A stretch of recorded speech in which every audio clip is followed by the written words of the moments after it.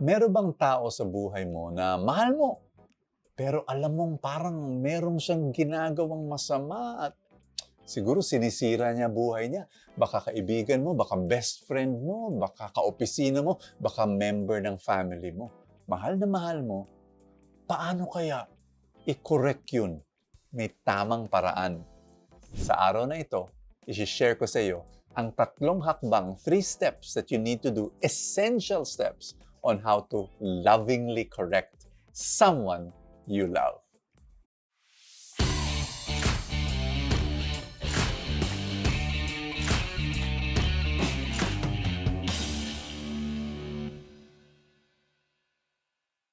Alam mo, aminin na natin, mahirap i-correct ang isang tao.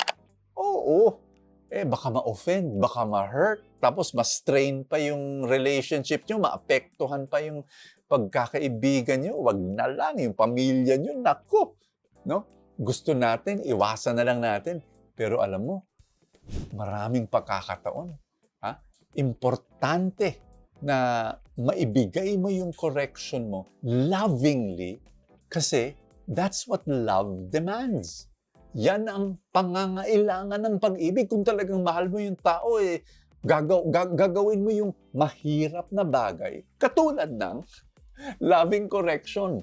Eto na. Ito yung 3 hakbang na kailangan mong gawin on how to love someone, correct someone you love. Number 1, express your love. Bago ko i-share yung number 1 at papaliwanan ko yan, yung prinsipyo muna. The principle of correction is this. Pwede ka mag-correct in a high-trust relationship. Ibig sabihin, mataas yung tiwala. No? In other words, kaya niya tanggapin kasi nagtitiwala siya sa'yo. Pag walang tiwala, naku, ang hirap mag-correct. Kaya importante yung 3 hakbang na to. Ulitin ko Number 1, express your love. Ibig sabihin, pwede mong aminin sa kanya, alam mo, gusto ko sana, natitempt ako, wag mo na sabihin sa iyo Ang hirap-hirap. Pero, sasabihin ko sa iyo to Kasi, 4 magic words. Because I love you. Sabihin mo na mahal mo. So, nagkakaroon ng konteksto, di ba?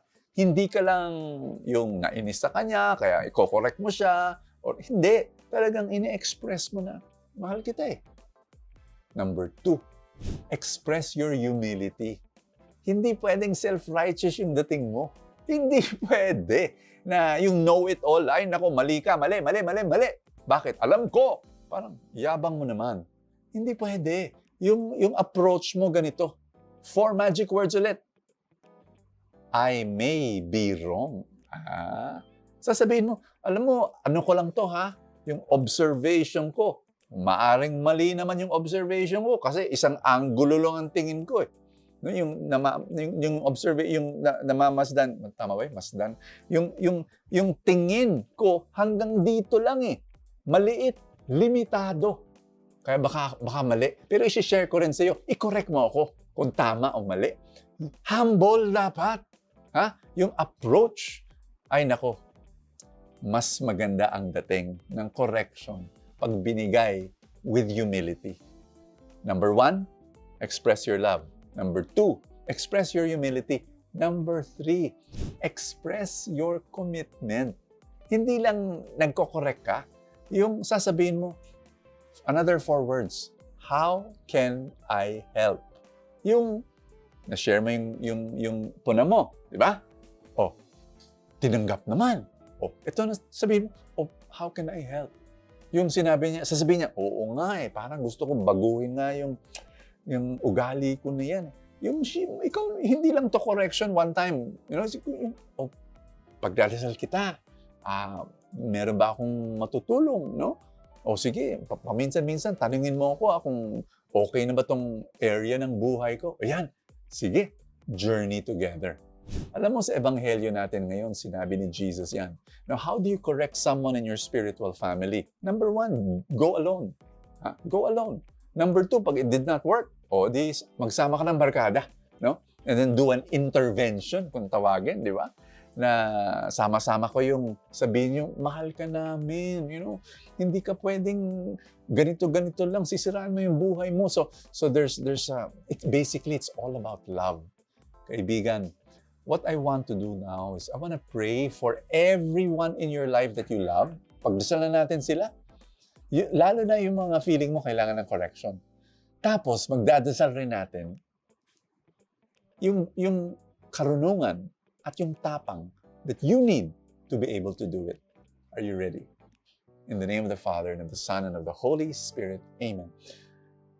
Panginoon, tinataas namin yung mga mahal namin sa buhay, lalong-lalo na yung mga taong parang may mali sa buhay nila. At least, yun ang nakikita namin. Lord, Lord, bless mo sila at gabayan mo sila. Kaibigan, mag-isip ka ng isang tao na talagang feeling mo maling landas, may maling ginagawa, kailangan ng correction ni Lord. Taas mo sa Panginoon. Isuko mo sa Kanya. Banggitin mo yung pangalan. Imagine mo yung mukha niya. Tapos sabihin mo, Lord, sinusuko ko itong taong ito na mahal ko. Lord, Ikaw ang magbago sa Kanya. Kung kailangan niya ng pagbabago, Ikaw, Lord. Lord, bigyan mo rin ako ng karunungan, wisdom. At hindi lang wisdom, Lord, bigyan mo ako ng love, humility, and commitment.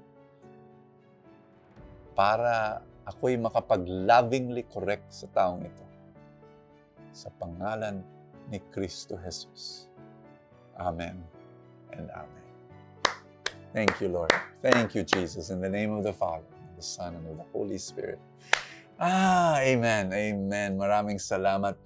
Mag-comment sa baba. I read them. I pray for you. Tsaka i-share mo yung video na to. And salamat sa mga full-tank supporters. Pag hindi ka pa full-tank supporter, gusto mo akong tulungan sa ministry, come and join this full-tank supporters family. And together we can do a lot of good. Kung pinapanood mo to sa Facebook, click yung button support now sa ilalim ng video. Kung YouTube naman, click the button that says join. At bilang pasasalamat, you will receive full tank Saturday and full tank Sunday. Thank you so much. God bless you. I will see you tomorrow.